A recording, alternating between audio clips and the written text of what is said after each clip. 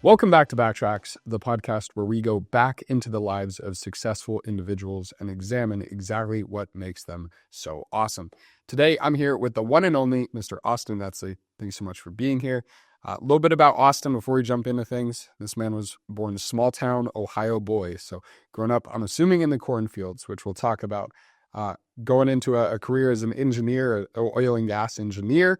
And that led him to finding his purpose in entrepreneurship and building a multi-seven-figure company to now being here on the show. Yeah. There we go. And we've known each other for a while, so I've been looking forward to this. Love the setup, love the studio, love the mission and what you talk about. So excited to hopefully share some value today. Cheers, man. Yeah, we do what we can. It's one of my favorite things in this world is being able to have relationships with guys like you that are a couple steps ahead of me in terms of like life and just business and perspective, because it's always making me kind of think ahead in a different way. So yeah, your friendship has been appreciated over a couple of years now. Yeah. Cool. So talk to me a little bit about growing up in Ohio. Were you, cornfields, farming? Were you suburbia? What was that like? I was somewhere in between. There was definitely a lot of cornfields around. There's definitely a lot of cows around, but I didn't necessarily grow up in that exact environment. I grew up a pretty normal life. It felt more like suburbia probably for what a lot of people experience, but fairly small town, probably about 20,000 people total. So it wasn't like 2,000 or anything. But I didn't know what was out there, right? And growing up, I didn't know so many of the things that I know now. I don't have the conversations. Nobody had the conversations. Right. And my parents did the best that they could, but like, that's all they knew, right? And they went down this path and it was very limited versus what I know now. That, holy cow, it's a totally different world once you kind of break out of just the typical society, typical public school, typical type of small town environment. Yeah. You had the 3 grocery stores, a couple gas stations. There's a few millionaires in town, but nobody there is actually big and world changing. 100%. Did you grow up with siblings or? Yeah, 2 sisters, 2 years older, 2 years younger. Oh, wow. So I was the middle bro. Yeah. There you go. Yeah. That's it. I had a sister that's 2 years older than me and grew up in a town of 12,000. So cool. Kind of similar there. Yeah.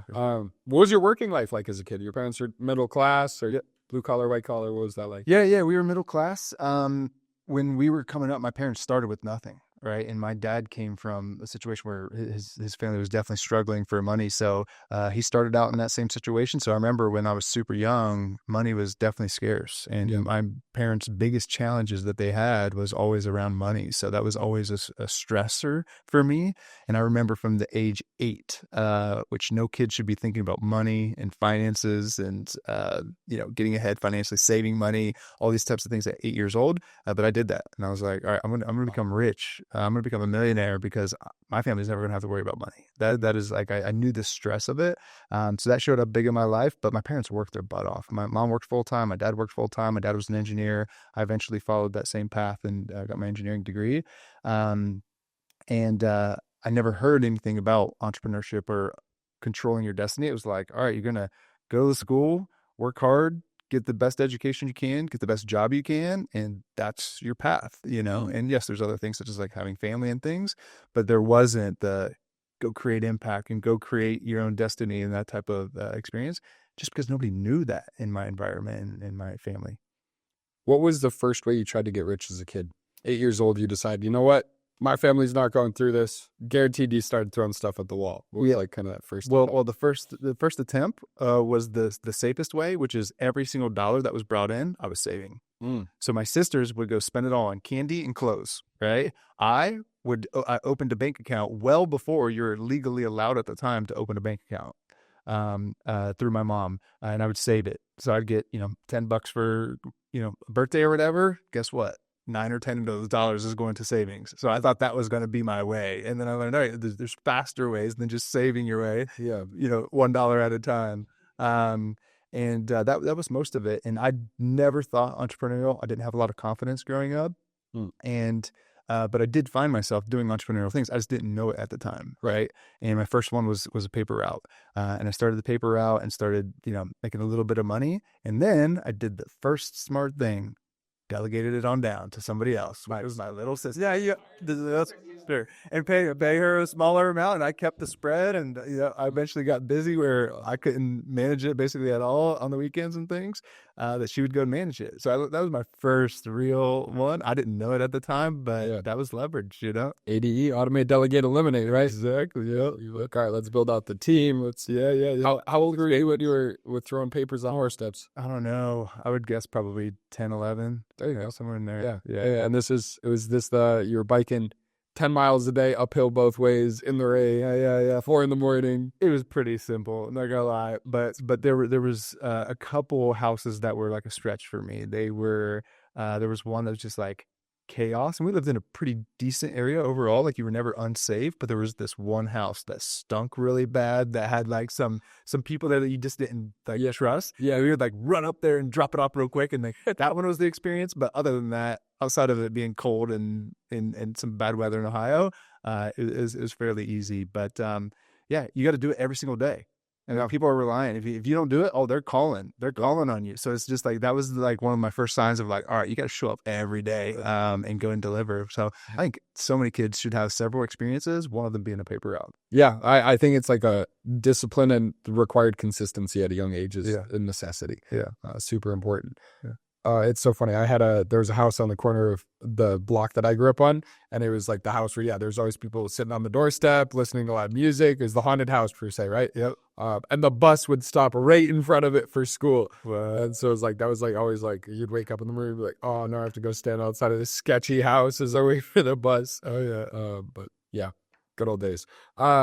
What was the education like? You went to public school. Did you play any sports? Yeah, I played all the sports. I would literally get picked up from one sport and go to another sport oftentimes. So that's what kept me busy. That was my zone, and I really, really loved that. So I played a lot of football, soccer, baseball, basketball, track, basically almost anything that I could. And that was my most focus. And I worked hard in school. And I was like, all right, I may not be naturally the most smart person, but I always got A's pretty much all the way through work ethic, right? And through just like learning how to solve problems. And so worked hard in both of those. And then I started getting a little bit more confidence with this crutch called alcohol, and started to party a lot, as well as doing both of those things full out. And that was, that took me through, high school, and then eventually through college as well. But yeah, school was great in general. Small town public school type situation that in general was good. The challenge that I had, I don't know if you had this, is I never really felt like I found my people, though. Yeah. And I always felt weird about that. And I didn't realize until later why that was, and everything, or at least some reasons why. But I never quite found my people. That I always felt just a little bit weird and couldn't really be myself. And nobody was interested in the same things I was, and growing and learning, and, asking questions about life that you talk about here on the podcast and stuff. Like, nobody was doing that. And as a result, I felt like the weird one when I just had to find my people. So you, in high school, you're playing all the sports. You're doing some kind of jobs, or still doing the paper route. You're doing something in high school, I assume. Working hard in school, getting middle of the road or above average grades. Yep. Not a 4.0? No, but pretty close. Okay. Yeah. So doing really well. 3.8, 3.9, yeah. Nice. Well done. What was and obviously you don't have your tribe, but what was the social life like? Were you, one of the letter jacket guys that like sees everybody in school, or what was that kind of dynamic for you? Yeah. I played football, and I started varsity as a freshman in high school, which was like a big deal. We're a big high school for football, and we went to state championship that year. So I was like, I felt pretty good, and I haven't grown much since then, and I did through college, and that's a different story, but pretty much the same size as it was then. So I always had like good confidence and bravado from that standpoint, but from like an external communication and confidence and things outside of the people that I knew, I definitely didn't have much confidence. But yeah, I was the letter jacket kind of guy. My sister paved the path for me in this way. Is like, she was much more outgoing than I was, and she was popular and smart, that I had a really good reputation with a lot of the before years inherited. So like, she set it up for me to be easy on it from that front, which was super cool. And the way that like her, and I'm sure others before her, and as a result me and my friends led, is like, there wasn't bullying at the time, right? That's nice. Because like, the cool kids led the way of like, you work hard, you're smart, and you're a great person, right? And I actually I actually acknowledge my sister for setting that foundation. That's cool. For me, and I didn't really think about it at the time. I was just like, that's the way that we do it, Yeah. right? And now you hear so much about the bullying and everything that we see. I'm like, man, like we gotta get with the leaders of these schools and communities, no matter what grade, to let them know that's not how we do it, right? Yeah. And like we had that. So yeah, I was a popular kid and all the things, and tried to be a nice kid as well at the same time, you know. That's good. And not to say those two things are different, but I feel like sometimes they can be. You can get to your head a little bit. I think where attention goes, energy flows. Yeah. And right now, like as a society, we're emphasizing or putting all of our attention on like the bullying or the more negative assets or qualities about things. And I think that can lead to some really dangerous repercussions, right? Because it's like your sister and that generation set a precedent. They set a cultural expectation that, hey, you do your best, you are always prepared, and you take care of others. You're kind to other people. Like very traditional, very like community driven values, very personal integrity driven values. And that sets a cultural expectation where that's where the attention is. That's what everybody kind of prioritizes. And then actually, I think leaves everybody better off. Now, people can argue and pick things apart. Oh, those weren't better days, and there was this and that and this and that. But I'm like, why don't we just, emphasize these things and put more of the spotlight on when people show up and do the right thing? Yeah. Because that will naturally create a bias for people wanting to do more of it. So, Yeah. The bad thing is a lot of times that doesn't get the attention, that doesn't get the clicks, that doesn't get our energy, right? And if we think about Yep. even the opportunities in our businesses, right, or our work, we spend so much of the energy and focus on the things that are bad. Yeah. You know what I'm saying? Yeah. It's like it's the same thing with clients. Let's focus on the really good clients and make them even more successful and more impactful and do more with them, right? So I think what you're talking about goes in so many different directions. Yes. And it's human evolution of like we're 3 times more reactive to a negative stimulus than we are a positive stimulus.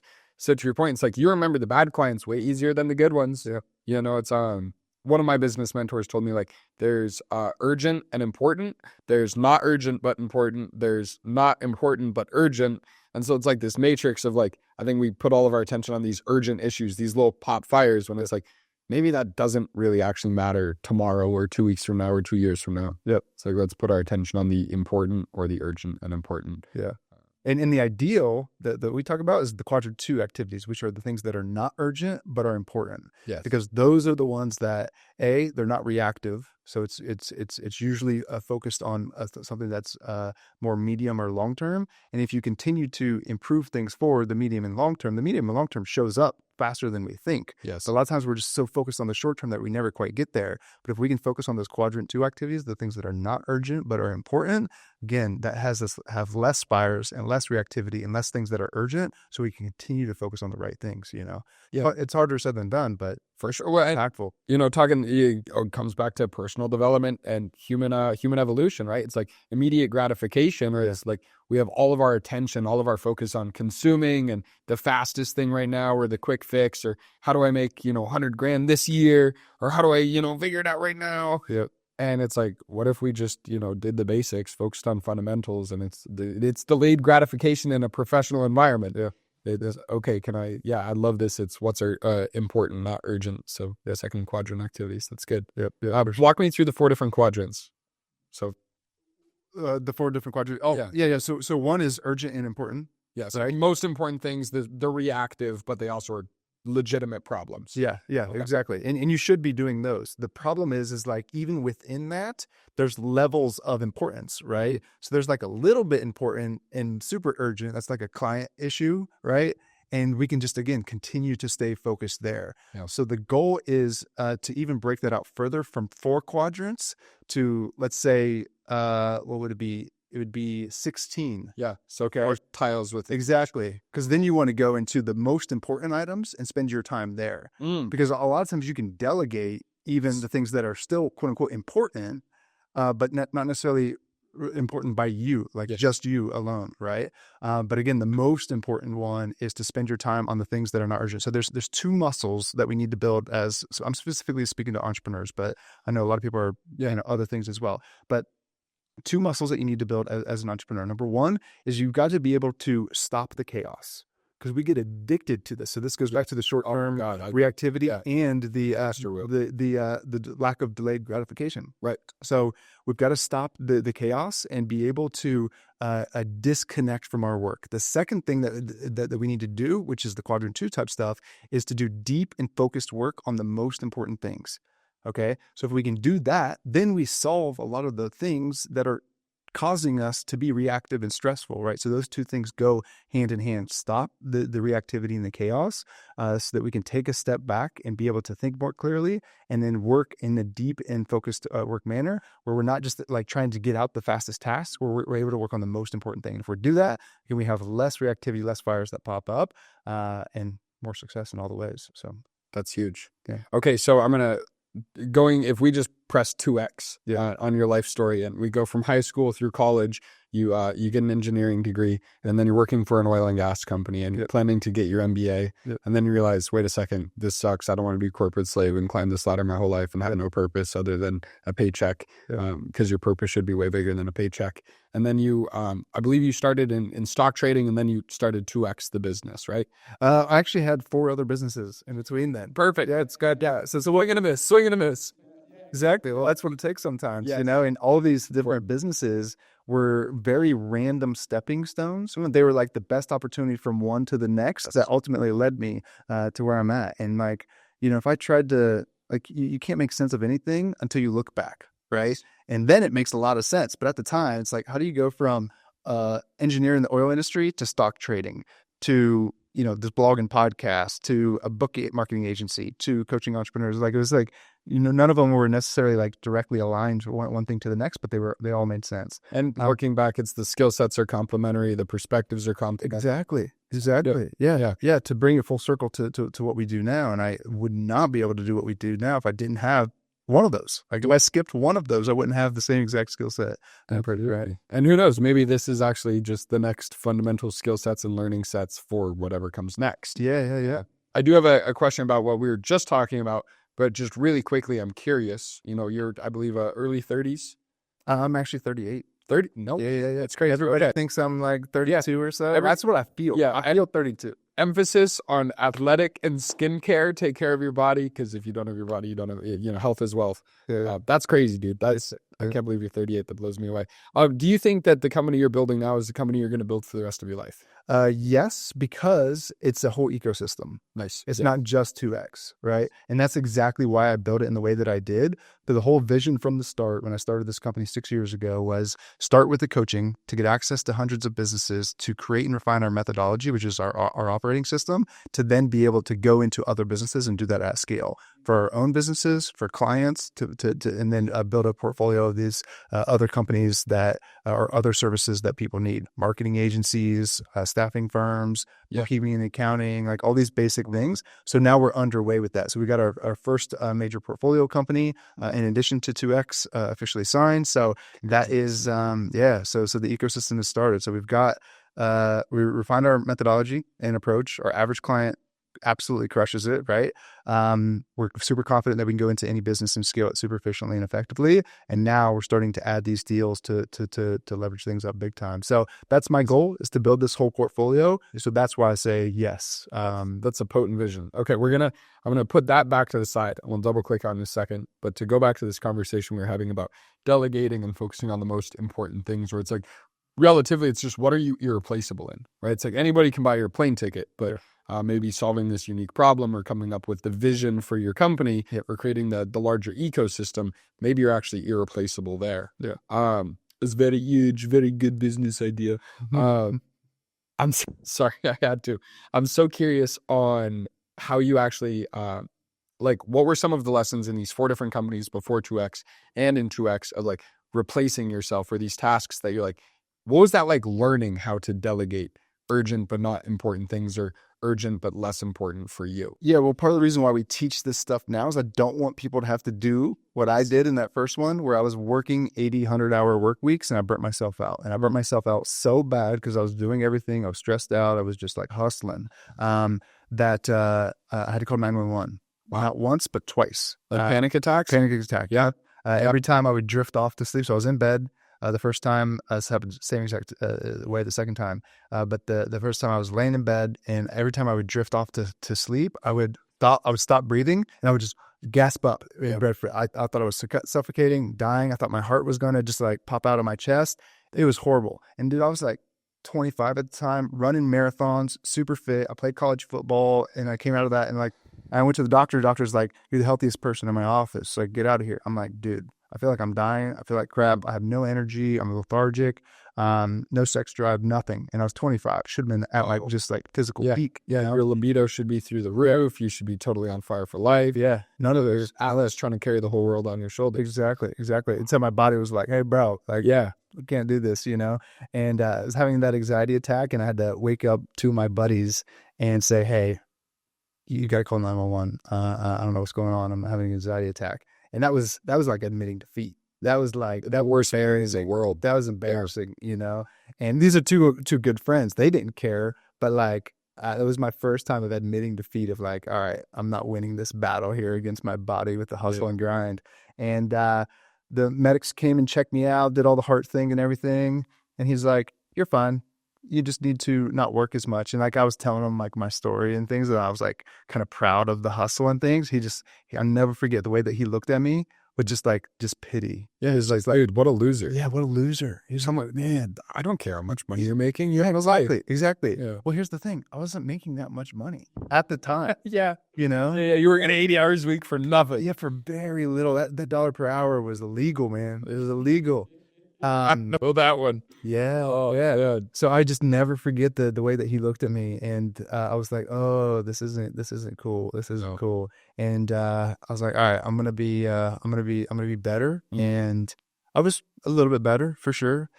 And same exact weekend, 12 months later, it happened again. That's nuts. Nuts. Talk about a God moment. Yeah. That's I am super curious about your relationship with God, but dude, that is so relatable. It's not even funny. Yeah. It's scary what happens, right? Yeah. You quit the 9 to 5 for the 5 to 9. You think, "Oh, I'm escaping the matrix. I'm going to have freedom. I'm going to build something that matters to me. I'm going to have all this wealth." And then you actually like wake up one day and realize you're actually a slave to this. Yeah. What happened similar is like when you realize that like people working careers and like 9 to 5s that are looking at you with pity on you. Yeah. And it's like, what did I do this for? Yeah. Why am I doing this? Yeah. This wasn't in the Tony Robbins book I read. Yeah. What the heck? I thought this was my purpose. Yeah, exactly. I actually, side point, I don't believe that everybody should start a business. Absolutely not. No. That was super popular a couple years ago, and I'm like, no. Yeah. People, it is hard. It is way better to not have that. Yeah. Like, some people be an entrepreneur. yeah, exactly. Yeah. You should be entrepreneurial, but not an entrepreneur. Yes. And so like my belief on it is like the emphasis of like entrepreneurship is the highest level of personal development. I agree. I think it's like running anything or leading anybody requires the highest version of you at all times. Like it's the most severe standard of integrity that you could commit to. Yeah. Is like, hey, I'm now in charge of not only myself, but other people. Yeah. Whether it's even a family life, right? Like fatherhood, anything like that. It just requires a different level from you. But I think that the narrative of like everybody should have their own business, it's like, it's almost there, right? Because it's putting an emphasis on like your business should actually be something you want to do. Your career should actually be something that supports you. And it's like, I actually am very sad that we don't have the corporate structure that we had in like the 50s or 60s where people could work their whole life at a blue collar job. Like you could be a tradesman or electrician or a plumber and like actually afford a white picket fence, actually have 2 cars in the driveway, provide for a family of 3 kids and a wife and not be stressed out about that. You can't breadwin like that anymore. So it's like, I do think a lot of the like, oh, everybody should be an entrepreneurial thing is because like you can't be middle class any other way now. It's like all of the middle class people I know run their own businesses, even if it's a 6-figure thing. So that's a side point. We can have a conversation about that another time. It's such an interesting world, man.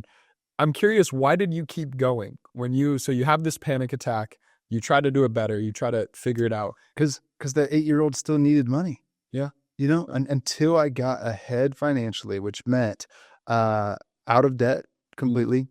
So I had half of my school paid from scholarships in football, but I still had way more than, a 22-year-old, 21-year-old should have, and a little bit of other debt for a car. And I started, behind the eight ball, and I wanted to get out of that. But most importantly, I wanted cash and I wanted financial freedom, which were the next milestones. Did you have measurables on those? Like, did you have? I mean, of course, millionaire is the first number that everybody has generically, but then I really knew my numbers inside and out then. And I bought my first home, actually my first two homes at like 23 and 24, something like that. Congrats. Yeah. And that allowed me, through some of the things that I was doing there, to understand exactly what it was going to mean to achieve financial freedom. Financial freedom is more money coming in passively than you're spending, right? And I had pretty low expenses that I was able to do that pretty quickly. So I went from out of debt to getting that first nest egg of money saved to financial freedom to millionaire pretty quickly. Yeah. And that just like boom, boom, boom. Because you did it in the right order. You live below your means. Exactly. You actually built cash flowing assets or equity, right? Something that's paying you without your time. And then from there, you actually built out your skill sets and increased your value per hour or how much you could produce in cash for work efforts. And then from there, you're just compounding results because you know how to build equity in things that pay you, and you're increasing your skill sets or your value per hour. Yep. Then you're off to the races. Yes, exactly. And I haven't had a penny of debt since then, outside of mortgage and an RV. And out of all the financial wins I've had, this one's actually crazy. The number one that I really felt was getting out of debt. Like as soon as I paid that final installment, that was like, I literally could feel the clouds part, and like the sky turned bluer, and this weight off my shoulders and this cloud over my head, like I get removed. Like I could feel that one. Yes. So like I had all these dreams of all these other ones. It's like, there's no confetti when you become a millionaire. There's no things that happen at these certain levels. It is cool when you hit like 7 figures in revenue for the first time and you have, certain numbers there. But that debt one, that was like, oh, that feels so good. And then from there, I just felt in control of my financial future from there. So every single day from 8 until about 27, I had money on my mind in some way, shape, or form. Yeah. And then I hit those, first major milestones that, parted in your... And I still had money on my mind a lot, but it wasn't the same desperation. It wasn't like my overwhelming thought, and it wasn't necessarily every day. So that was huge wins. That's why I did it. I was like, I had a clear focus. And then once I hit all those, I stopped the business because I was so burnt out. Yeah. Even though I had automated a lot of it, it was still stressful, and it still wasn't my long-term. And I was just absolutely burnt out and didn't have my health. So I took 18 months off and traveled around the world. Wow.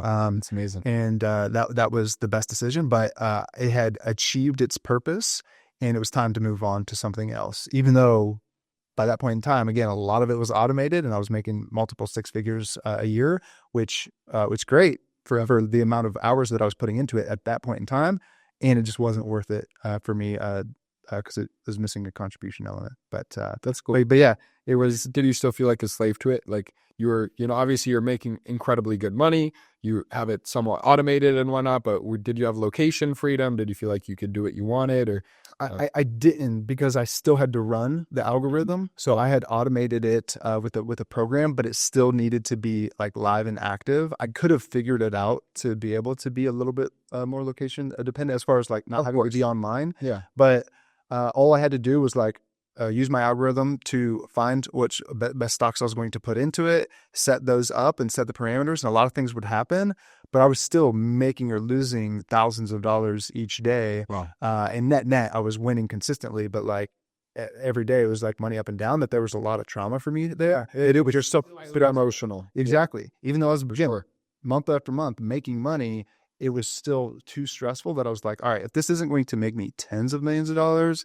I can make millions of dollars in other ways, and tens of millions eventually. And my oil industry engineer job and day trading, neither of them filled a cup of impact and contribution that I was like, whatever I do next is going to include that. That's cool. Yeah, because something I've realized in my journey very similarly is like I have to have a reason to get out of bed in the morning bigger than building wealth. For me, so a little bit of context, I spent like 18 until 23 just trying to get my life together and just trying to, same thing, like I was just fighting, I was kicking and screaming, like get sober, run a triathlon, build a business, like hit the millionaire milestone. But to your point of like, we kind of like covet or idolize these, the millionaire status or like these end goal accomplishments. And so like, I tried to skip all the steps of building equity, building passive income, and then just increasing dollar value per hour. And so it's like, I got to see lifetime cash collected hit 7 figures, and I'm traveling the world and like, I'm burned out, of course, and I kind of hate what I'm doing and whatever. And it's so interesting is I see us cross 7 figures in cash collected, and then I injure myself. I was living in Morocco with my ex-girlfriend, my girlfriend at the time, and I do a backflip into the pool after a team meeting. I was so excited about it. I get off this team meeting. I was like, it was a record week. So it's like most money I've ever made. I'm super stoked about everything. I feel actually really good at that moment. Hindsight, looking back, of course, things change. And I do a backflip into the pool, and I injured the patellar tendon PCL ligament in my knee. Crazy thing is, obviously we go to the hospital. I get some pain meds. I fly home to America to get surgery. So I fly into Miami, and I remember I slept on the floor in the airport, the Miami airport, between my layovers. So between going from Morocco to Miami and Miami to Colorado, I sleep on the floor in the airport. It was like, I think the lowest I've ever felt. Wow. Just on this journey, like since starting out, I was like, because I thought I was him, right? Yeah. 6-pack, 6 figures, 6 foot, everything you could be at 23 years old. I was like, yeah, let's go. I thought it was it, right? I had the girlfriend, whatever. And I remember my dad picked me up at the airport in Denver, Colorado, and I've never felt so relieved in my life. Wow. I'm injured, but I like had an out. I didn't have to work. Like, I got to take a step back. I'm like, oh my God, to just like be with my family and to like be okay. It felt, I like had forgotten what it felt like to just be, I guess, safe. Yeah. Isn't it crazy how fast all that can happen too? Dude, it's insane. It's so insane. Yeah. But there's a huge lesson in that for me of like, I wish that I did it step by step of like, build the equity, build the value per hour. Cause it's like, now I've got great skill sets, and I actually have a couple questions for you on how I'm building things, and I'd love to get your input. Yeah. But yeah, it's just like, I think that we idolize these big end goals and we try to rush it instead of like, it really is just Dave Ramsey's advice. It's then just take it slow and do the things in the right order, pay off the debt, build the equity, and you'll be fine. Yeah.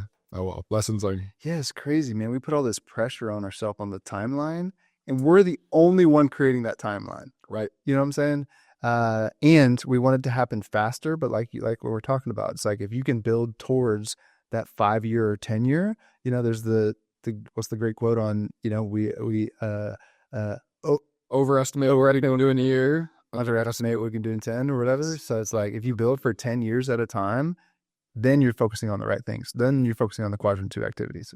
That's good. That's really good. I could do I think like I've been conditioned, right? Scrolling on TikTok and whatever else. Like, I've been conditioned to just like high urgency, high chaos. You mentioned like entrepreneurs.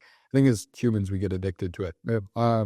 What are some ways outside of injuring your knee or having panic attacks that make you call 911 that can help you like step back and actually examine your life and take a more practical approach to the priorities? Yeah, a couple things. Number one is like, first of all, make space for it before you need it. Like, set the structure for it. Starting with just like, set the structure for your ideal week, right? So we map out a perfect week. I recommend having 2 days where there's 0 meetings per week.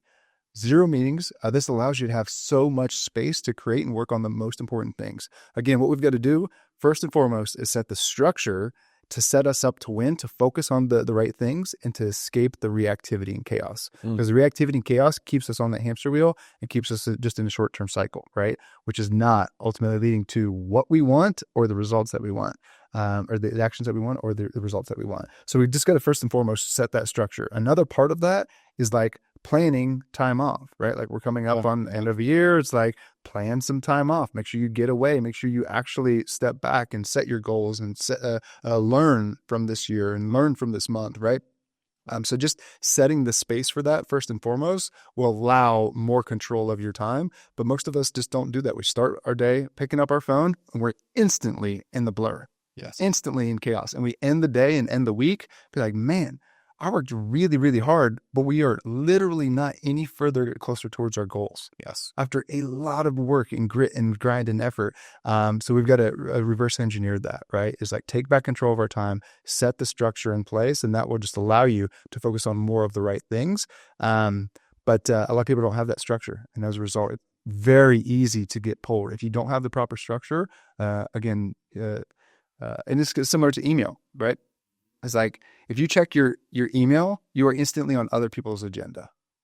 You know what I'm saying? Yeah. So like we just got to control it, and as a result, I don't check my email. My assistant handles it, and if she needs something, then she brings it to me, and I handle that. But like I'm not going to get stuck into other people's agenda, right? Right. Absolutely. I think it's one of those things where, as a society, it's like getting trapped in the cycle or the priority of the urgency. It's reactivity, right? And it's easier to do. It's the lower hanging fruit, and it's more dopamine. Interesting. Yeah. That makes a ton of sense. But it's just funny because it's like all you have to do is step back and actually examine things. I'm assuming you block off like in the morning you have deep work, or what's kind of your protocol for actually getting ahead? So you plan out the ideal day, the ideal week, but how do you actually do that? Yeah, a couple things. Batch certain things that you need. So if you've got a team, you need meetings. Have a lot of meetings on Mondays and Thursdays. Outside of that, have very minimal meetings.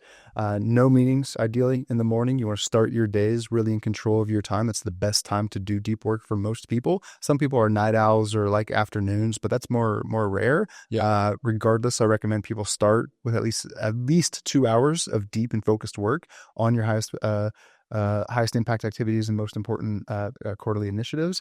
But we have something called done by 10:30. So the goal is to do deep and focused work and move your business forward towards your goals by 10:30 a.m. That by that time, your day's a massive success. Yeah, it's the concept of winning your day, right? Yeah, exactly. By 10:30 in the morning, you've already had a day. Now, if you have to go help a friend fix their tire and then get a flat tire yourself and have to tow the car while shooting a podcast, that's okay because you've already won your day. You've already won the day. And so it's like, okay, like, you know what, boohoo, there's fires to put out. I can be reactive now because I was proactive this morning and set myself up to succeed. Yeah, exactly. And the cool thing is like everybody can have their own morning, right? And I think everybody should design their own. Like some people recommend starting work at 5 a.m. and getting up, and they're like, that's super cool, but that's not reality for a lot of people. Yeah. If you've got kids, spend some time with the kids, get them ready for school, have some time for yourself, work out, do whatever you need to do. And whatever you do, make sure that you do at least some deep and focused work. Because if you do 2 hours of deep and focused work on your most important thing without distractions, that is more than most get done in a 2-day period otherwise, right? And it's literally, it's like even 90 minutes or 60 minutes, or it's any amount of like no distractions. I know that this is the long-term thing I want to commit to without interruption and consistency. Same thing with the gym, right? It's like if I just work out 30 minutes a day, every day, I'll get in shape 3 years from now. And that's okay. And it doesn't even have to be 30 minutes. I've worked out 7 minutes a day, almost every day for 11 years. And dang, if you've ever seen him with his shirt off, that is, definitely Jack. So 7 minutes a day? 7 minutes. That's all you need. That's casual. See, that's the thing is like everybody's overthinking all these different things. So it's like, what's the essentials? How do I make it systematic so that's as easy as possible? Like I do it every day because I only have to think about it. It's like brushing my teeth. You know what I'm saying? And I've trained myself that I feel way better by doing that. So as a result, I've set it up to like where I only lose if I don't do it. Yes. Right. So think of whatever is important for you and your goals and set the structure and mindset and rhythms in place so that the only way that you lose is if you don't do it. Right. You know? Yeah. I think it's one of these things where it's like we should on ourselves way too much. If someone tells us we need this 4-hour routine in the morning or this hyper complex system in business or whatever it is, and the reality is it's like, that might work for them, but it's very simple for anybody. It's like, can we just do, like the fitness thing? It's like, okay, I know if I just do push-ups and sit-ups and squats every day, I'll win over time. It's simple scales, fancy fails. It's quite simple. Yeah. But also on that point, the thing that really matters is oftentimes the thing that people don't know really matters. So for instance, yes, you can do those, but you know what's more important than that? Food. Your diet. That's the 80-20.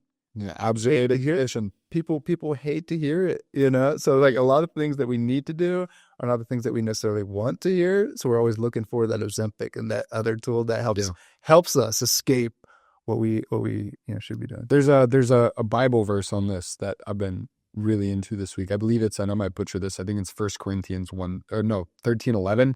And it's like, when I was a child, I thought like a child. I spoke like a child. I reasoned like a child. When I became a man, I put away childish things. And something that I've realized is like, it's okay to enjoy chocolate or enjoy certain things in life. Like whatever it is.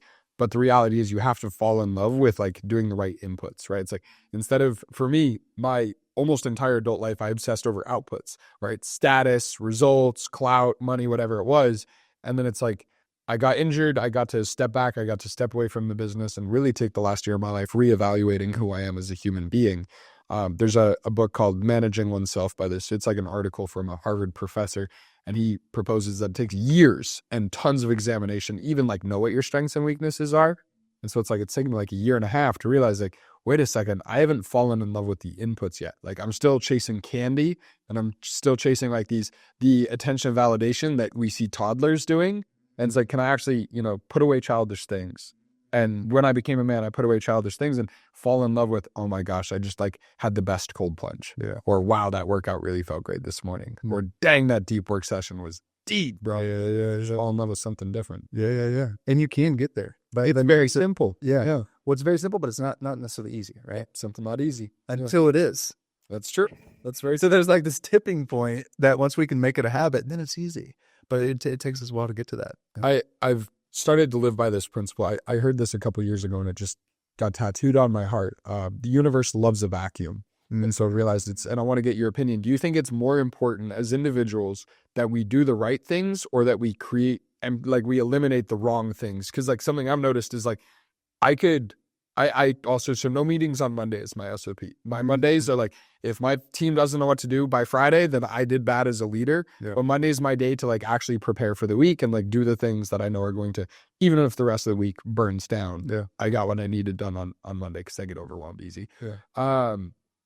And so for me, I've realized that like, if I have an open Monday, that's great because I have this empty space, but I have to make sure I remove the wrong things because I've in the past it's easy for me to spend my Monday just watching TV or doing other things, talking to people in person or doing random things. So for me, I'm started to realize it's like actually the elimination of the wrong behavior or the wrong thinking, like these things that are like elimination of restriction and creating space is actually more important to me than doing necessarily the right thing or having the right habit or the right behavior. Yeah. I'm curious your perspective on this. I very much agree with that. And elimination is harder to do. Oh my God, it's the worst. But it leads to everything else. So like think of people, right? Like there's the quote is you are the average of the 5 people you spend the most time with. Right. The two of the 3 most important decisions of my life were when I removed certain people from my life. As soon as I did, my entire life changed because I started to change, right? The energy around me, the way I showed up, that like all of that was way more impactful than adding 2 new good people into my life. You know what I'm saying? Yeah. So the elimination is harder to do and more impactful, I believe.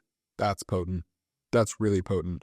Yeah. And this is even just making me realize to that same thing. It's like the actual elimination of things is what creates expansion, right? Because that's like like the ideal fertilizer for a forest is burn down trees. It's like we need to clear weeds. We need to be cleaning space. And this is like this concept is as old as time. And there's this book, I can't remember the name of it, about like cleaning up your space or like going through your closet and getting rid of anything that you don't absolutely love. It's like if this had poop on it, would I clean off the poop or would I just throw it away? Yeah.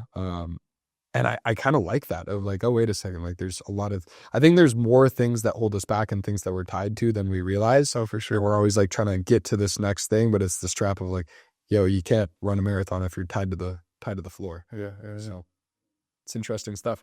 Okay. So I asked you a while ago and I'm curious this whole journey, you know, like you in high school, maybe it was imposter syndrome or like you outside looking in, all these people love you. You're successful. You're a 3.8, 3.9 student. You're doing all these athletics. You're saving your money. Your sisters paved the way. You've inherited this reputation. You go on to run marathons and build 7-figure companies. Amazing, amazing things. I think you validated to yourself that that belief that you had in yourself as a boy, that 8-year-old Austin, knowing that, hey, I'm going to be stable. I'm going to be able to provide for my family. Like I'm really going to set out on this journey of being a man. It really is what it is. I can protect and provide. And I think in a lot of ways that you've done that. I'm curious what your relationship or your belief in yourself and your belief in something bigger than you has impacted that whole journey. Yeah, absolutely. I've always had this internal belief in myself, and it wasn't, I wouldn't call it confidence growing up. And it took me a lot to kind of break through to have true confidence. Some of the stuff I see you smiling. Yeah. We'll go ahead and do whatever question there. Yeah. But I didn't have confidence until I was probably, 27, 29 years old. And it took me so much work to get to that, but I always had the internal belief. Okay. That's the first part. Second part is something bigger. I grew up going to church every once in a while. My family, we never talked about religion. And the big thing is I've never had a relationship with something bigger. Okay. And I've, gone my whole life. My dad stopped going to church, and I was like, oh, I'm going to stop going and hang out back with dad. So at a pretty young age, I stopped going and consider myself agnostic. And so many of my best friends, I would say at least 90%, are Christian. Wow. And they're all deep in their faith. And I've really analyzed the past couple of years, what is faith? Because I don't know, and it's like, I've never explored that. And I've just had so many cool conversations, and because I'm really trying to understand other people's experiences, because for me, there's like the mental belief and understanding, but then there's also the heart or gut connection, that there's a feeling. And if you have both of those, then you have a quote unquote knowing. Yes. And I don't have that yet because I'm missing the second part. That's good awareness. Does that make sense? Yeah. So, and one of the most impactful things that I've ever done is plant medicine. And I've done that in mostly just psilocybin. Yeah. And that's helped me expand kind of my consciousness and awareness and connection to a lot of things. And I'm still yearning for that experience where there's that connection that I'm like, boom, I know it because I have an experience with them now. Yeah, I love that. Number one, thank you for sharing. Number two, I think plant medicine is a great tool, right? It's like a good servant, bad master. I think almost anything in life, like same thing with money, right? It's like I've seen a lot of people go down the plant medicine pathway and then make it their God. Yeah. And that breaks my heart. Yeah. Okay, I want to highlight something first when it comes to like not being confident, but having this belief in yourself. So like, I believe confidence comes from preparedness and evidence of accomplishment. It's like, okay, I know that I am ready to take on this task. And I also know that I have historical success in completing this task. So it's like, at least for me, like I'm extremely confident. You could drop me in the woods and I'm totally fine. I love I'll walk around in the woods. If I have a pocket knife and a lighter, I'm fine. Yeah. I'm like, I'll figure out the water. I'll figure out the food. Like, just leave me alone. I'm going to have a great time in the woods. I mentioned last night, for those of you listening, last night, me and the boys in the house, we went and walked around in the woods. We ended up getting lost, and people are wearing, sandals and Vans shoes. Someone gets blisters on their feet. We have no water. It's just a total mess. And people are starting to get a little stressed, right? They're like, oh my God, are we going to have to, and we have no phones. So there's no technology. There's no way out except walk it out.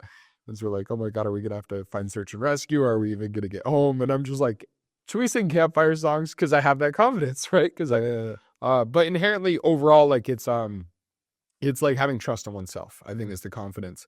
I think that other side of it. So it's like, okay, I have evidence and I'm prepared to handle this thing. So I think confidence a lot of the time is we have different levels of confidence in different arenas. 100%. Right? It's like, I'm not confident in World of Warcraft. I'm not confident in football because those are things I haven't done a lot of. I think what's dangerous is a lot of the time we'll take confidence from one subject matter and we'll apply it to a different one, of like trying to be someone you're not and something you haven't set out. Like, actually, I've gotten this feedback of like trying to be like Mr. Good at relationships when historically maybe that's not the case. And so I'm like, oh, maybe I actually could be a lot more wary there. The other part of it that inherited like belief in yourself since 8 years old of like, okay, I'm going to figure it out. I'm going to set out and do this thing. I would actually argue that you already have that relationship with God, that you already have that faith. So how I would look at it is like, confidence is logical, right? And you mentioned like from the brain of like, you already have evidence of accomplishment and you know that you have all of the tools necessary. Like, okay, I have what I need to start a fire. I have what I need to hunt and eat and eat food. And I have what I need to find water. So I can be confident. Versus faith, relationship with God is, I don't know where I'm going to get the food, but it's going to come, for you at 8 years old. I don't know how I'm going to be a millionaire, but I will. Yeah. And it's like, and this was even in the woods, like the other side of that, like peace and that calm of just being able to be okay is like, I don't know how we're going to get out of this situation, but I know we're going to figure it out. In the Bible, it says, God talks there, Jesus is talking about birds, and he's like, does God not provide shelter and wind underneath the bird's wings while it's flying? Does our Father not provide food for the bird? Like, do you think God loves you more than a pigeon? Like, if the entire universe was constructed mathematically, I believe math is the language of God. If we look at just the math of the universe, we see how, like, even if like these tiny little universal the universal constants were off by like a millionth of a decimal, life wouldn't even exist. I'm like, okay, God kind of has to love me so that I can just be at peace. And so I would argue back to you of like, confirmation bias, right? We find evidence for whatever we're looking for. Yeah. I would push back on you. Maybe you already have the evidence you're looking for to have a good relationship with God. You said, I'm waiting for this experience, like, positive experiences on plant medicine. But I would say, like, dude, how many times have you not known how you're going to pay your employees the next month and the right client comes in? How many times are you like, how the heck do I solve this problem? And the solution comes in while you're walking. Yeah. So my question for you is like, how do I attribute this to God?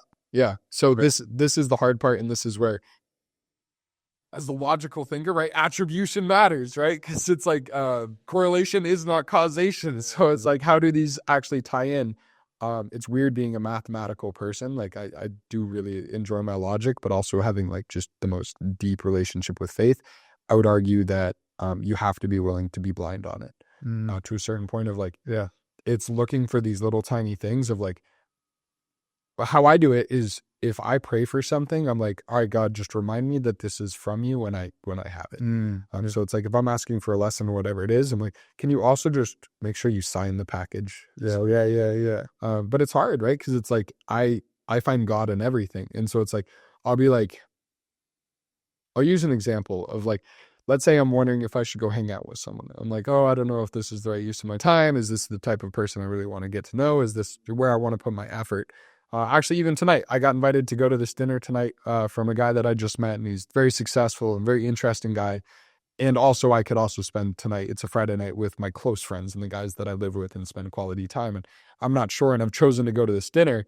And so often what'll happen is I'll be like driving somewhere, or I'll make the decision, and then I'll see, 11:11 on the clock, and I'm like, I got you, bro. Yeah.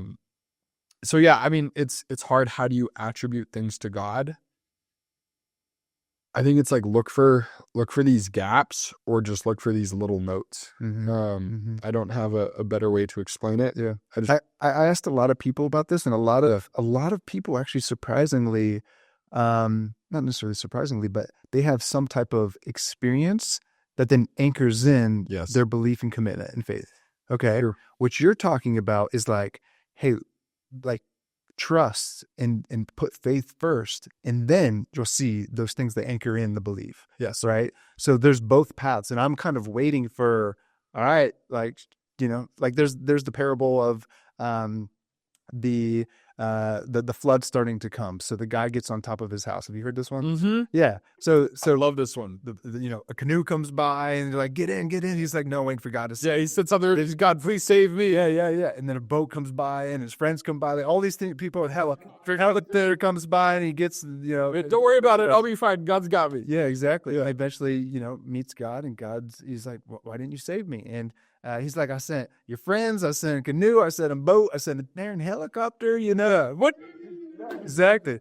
And so me and my friends joke about, I want a helicopter. Like, I want it to slap me over the head, that it's like so clear, and we talk about that with God and other things as well, I've had dating as a big focus, and I'm like, man, I want it to be so clear and slap me over the head that it's no brainer. So it's the same thing for God and other things, that I'm like looking for that clarity. And I haven't had that yet, that I'm like, all right, I'm still open, but until I have that, I don't necessarily have, that commitment to it. I love that. Okay, so here's kind of how I would push back. So like Marcus Aurelius, the guy that wrote Meditations, and we'd say one of the greater leaders of Stoicism, right? This Stoicism, the belief that only focus on what's in your control. Yeah. So I'm going to use that kind of very analytical or hyper logical approach, and maybe offer a suggestion for you. So like Marcus Aurelius put forth, like, examine yourself at the end of every single day, and like take a look at yourself. And he was known as the last great emperor of Rome, right? And you've taken this approach of your life of just building muscles, of like, even if it's 7 minutes a day of workouts, I'm working out every day, even just for 7 minutes. And so you've kind of taken this approach of, if I just do the thing consistently, I'll build the muscle, and it'll get better over time until I hit a tipping point or critical mass, and then just momentum, or the law of inertia will take it from there, which is, I think, the right way to go. It's compound interest. So I think you're already logically approaching life the same way. It's like, okay, if I want to be more grateful, spend time every day writing down or thinking about the things that I'm grateful for. Right. If I want to be more accomplished in business, spend time every day in deep work that's not distracted on the things that move the business forward, not just maintain the business, right? On the business instead of in the business. Fitness, same thing. So my invitation to you is either at the beginning or the end of every day, I would look for ways that God has already spoken to you that day. And so, like, let's say dating is at the forefront of your presence. How that's looked like for me is like gratitude is actually how I communicate with God. And so it's, if I'm looking for a relationship, instead of going, God, where's my relationship? And coming, they talk about manifestation, the law of attraction, talking about like, oh my God, I want this thing, because that's inherently coming from lack or an emptiness of, I would actually come from a place of fullness of like, oh my God, thank you for showing me that beautiful woman today. Or I saw that couple while I was driving today and they looked so happy. Or I was eating at this restaurant with a friend and the table next to us, they were so in love with each other. That was pretty cool. And so then I'm just putting my eyes on where he's already bringing the thing into my life. And, maybe people are going to critique me for that, of maybe that's too woo-woo or too wishful thinking. But it's worked. Right? For me, it's like you're the sum of the 5 people you surround yourself with. Why? Because you're putting your attention, your energy on something different. And so it's like, if dating's the priority, if instead of looking at all of the toxic relationships or all of the moments that you feel alone, it's all of the moments of like, wow, I actually feel deeply connected to you right now. And this conversation is, at least for me, significant. So I'm like, wow, thank you for showing me, brotherhood or a new relationship or a new friendship at a deeper level. And that to me is already like moving towards that, right? Because I'm like, hey, thanks for already bringing a slice of that into my life. Yeah. That's great. I have one more thing that I'll share, and then I have a question for you to close up. The one thing I would share is, I just heard this yesterday.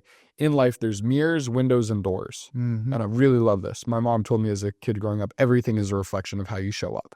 Everything's a mirror. And I'm like, okay, that's good feedback, right? Because then everything in your environment is just feedback to you. But this friend shared this to me yesterday, and I really love it, of mirrors, windows, and doors. So like in your dating life or whatever it is, your conversations with God, some things in your life, some situations are just supposed to show you something about yourself. Some things are windows of like looking into your dream home or looking into the potential of a future. Like some things are windows of like, sometimes I see someone or I see someone's business or I have a conversation that scares the shit out of me, because I'm like, I do not want that. Like the inside of that house is not the house that I want to have. Versus other people, like I look in the window of their situation, I'm like, wow, that's really nice. I could go for that. I could sign up on a relationship like that, or a financial stability like that, or an impact-driven business like that. So some things are just examples of what's possible in any direction. And then other things are doorways of, okay, let me actually step into this home. Let me actually start building this thing, or like have this. So maybe, the example of relationships is sometimes the woman or the couple sitting next to you at the dinner table, just a mirror of like what's possible. Or a mirror of like how you're showing up and what feedback you're getting. The window of like, oh, that's a relationship I want or I don't want. And then the doorway, this is actually a girl I can create that with. Yeah. That's super cool. Yeah. So, okay, last question for you as we wrap up here. I really enjoyed this conversation. This has been amazing. Me as well. Yeah, this has been good. I would ask you, and I hate to cut us short. Well, maybe if you guys love this episode, I'm more than happy to do a part 2. So just drop in the comments if you're starving for a part 2. Maybe we can make that happen. The question for you is actually about your book. So we've got 2 of your books here, From 6 to 7 Figures and the 2-Week Vacation Test, all about this concept of building businesses, delegating, creating systems, focusing on the important, not the urgent, kind of theme of this podcast so far, doing the things that actually matter, right? It's like the Occam's razor, the simplest is often the most effective solution. I want to make this practical for everybody listening. In writing these books, what are kind of some of the core principles or operating processes that you followed that you think led you to creating something that was quality, that led you to actually accomplishing the thing that you set out to do? Because you have this goal, okay, I want to write this book, here's who it's for. Then you actually go out and you create something that's quality product and you accomplish your goal. Yeah. What are kind of some of those thinking instruments that you use to set the goal, accomplish the goal? The first thing I would say is I was an apprentice first before I became a master and wrote the book. So I was actually behind the scenes of hundreds of books that gave me so much experience to go through that pretty quickly to be able to share that. So whatever you want to be great at, go and just learn it and do it, and don't be afraid to be behind the scenes. That helped me actually produce it in a way that I was, pretty confident in and happy in, and it didn't take a lot of time. Like, it was the best from a business standpoint. ROI on my time is those things, because those are assets, right? Yeah. And by again having access to hundreds of books and authors and working with them, I was able to do that in a pretty effective manner. So that's from a production standpoint. From a tip inside the book, I would say the first piece is a little bit indirectly what we're talking about today. Is like, first and foremost, you got to understand the vision. It's like, what is success? And so many times we're on social media and we see all these things that we think that we want all these things. When we really break it down, there's really only a few things that are super important for us. So let's get super clear on that, trim the fat, cut the waste, and focus just on what's the most strategic and simple way that I can go and achieve that. And it's often way closer than we think. And if you put in the right systems and structures to do that with some of what we talked about today, then you make it a reality. And it's beautiful. Because again, one thing that we talk about is the dream is real. And that's what we want you to do, is the dream and make it real. And you could do that. And I hope to be a living representation of that. I know you're the same. And if we can help all do that together, rising tides lift all ships. So amen to that. Yeah. Okay. So just to summarize, it's like, first you have some idea of what you want to do, right? Like, you're in a rough vision, but then instead of like focusing on the outcome, you become an apprentice. You figure out what does it actually take, what resources are involved, what kind of is the operating procedure on this. So it's like, I'm sure before you even got behind the scenes on authoring, you had maybe some idea that you wanted to write a book sooner or later. And I actually didn't know that as much. I didn't know I wanted to be an author, right? Yeah. Like, I knew I wanted to write a book, but I didn't consider that like as an author, as far as like writing other books and like really being proud of my work in that way. But I was reading hundreds of books, like 100 books every year for a few years, that eventually I was like, all right, I'm going to write one of these, because like, they're all saying similar things, but in their own style and flair. But yeah, I was just going deep into that. And then, Yeah. I do think it's essentially pattern recognition, right? It's like, let me study the thing, let me see the commonalities, let me see, okay, maybe I actually could do this. And then you go, okay, this is what I would want. If I were to write a book, this is what I want out of it. Yeah. And then it's just tackle the beast. Yeah. And in tackling the beast, I spent most of the time on the outline and just really detailing that out. And I went through that over and over and over again. And once I was confident in the outline, filling in the pieces was pretty easy. But if you have 100 small pieces, that one small piece is really easy to tackle. But if you look at this overwhelming thing of how to write a great book, holy cow, just too overwhelming. So I really spent most of my time on the outline, refining the flow, cutting out what didn't really matter. And that helped save me so much time in the actual production. That's good. That's really good. I've had a pattern in the past of being a very impulsive person. And there's this saying, like, if you fail to plan, you plan to fail. And the Boy Scout motto, which I should have known, being a Boy Scout my entire adolescent life, be prepared. It's interesting. Like, I've been continuously reminded in my adult life of this very simple concept. It's like, if you can get extremely clear on what it is you're doing and the outline of the thing, the plan, the strategy, actually filling in the steps is super freaking simple. Yeah. But like, I noticed that a lot of the time I get this vague idea of what I want to do, and then I'm all the way in on it instead of mapping out, how long is this going to take? What actually needs to be done? What do I need to bring with me? Et cetera, et cetera. Maybe I should have a phone when I go walking into the woods. Imagine that. Austin, thank you so much for today. It's been a delight to have you on the BackTracks podcast. Any other comments before we close out? Yeah, I would say whatever you're doing, keep following this guy. Brilliant, smart mind that he takes a holistic approach, which I absolutely love and respect. So love the questions.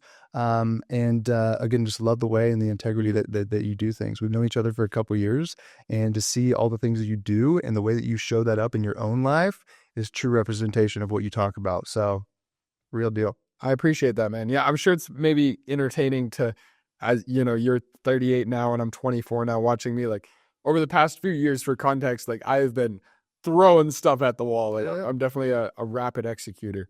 But I'm sure it might be kind of entertaining to watch this young hungry guy. I've been there. But I was doing that later. You're going to figure it out figure it out as far as like what you want to do next quicker than I did. And you're going to continue to throw things at the wall, and that's actually what you should do, but you just got to keep moving forward because it'll all make sense. Thank you for that. I do believe it's, it's like I'm surrounding myself with guys like you, which forces me to have an expansive mindset, and also forces me to have a level of, or a layer of integrity and reflection of like, am I showing up in a way that Austin wants to be around me? Because I want to be around Austin.